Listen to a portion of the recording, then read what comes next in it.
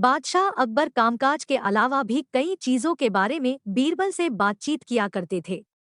ऐसे ही बैठे बैठे एक दिन बादशाह ने बीरबल से पूछा कि इस दुनिया में सबसे बड़ा हथियार तुम्हारे हिसाब से कौन सा होता है। इस बात के जवाब में बीरबल ने कहा कि संसार में आत्मविश्वास से बड़ा हथियार कुछ और नहीं हो सकता है। यह बात अकबर के समझ में नहीं आई, लेकिन फिर भी उन्होंने कुछ नहीं कहा। उनके मन में हुआ कि समय आने पर इस बात की परख की जाएगी।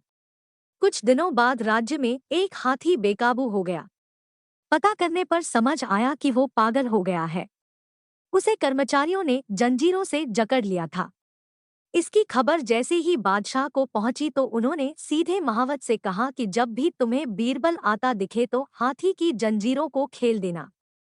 यह सुनकर महावत हैरान हो गया, लेकिन बादशाह का आदेश था, इसलिए सिर झुकाकर चला गया। अब अकबर ने बीरबल को महावत के पास जाने के लिए कहा।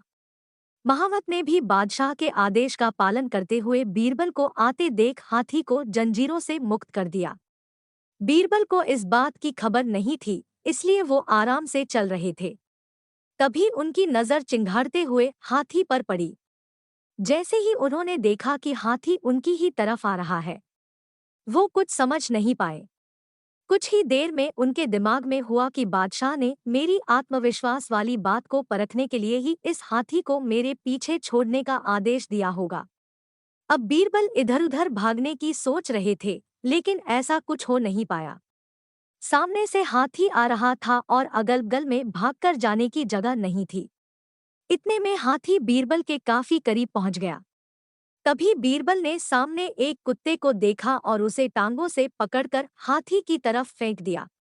कुत्ते चीखते हुए हाथी से टकराया। उसकी ऐसी चीखें सुनकर हाथी वापस उल्टी दिशा में भागने लगा।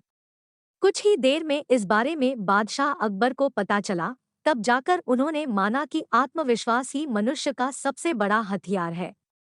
कहानी से सीख, हर किसी की बात पर यूं ही भरोसा नहीं कर लेना चाहिए। बात की जांच और परख करना जरूरी है। दूसरी सीख यह है कि इंसान समय से पहले उम्मीद न छोड़े तो परेशानी से बाहर निकला जा सकता है।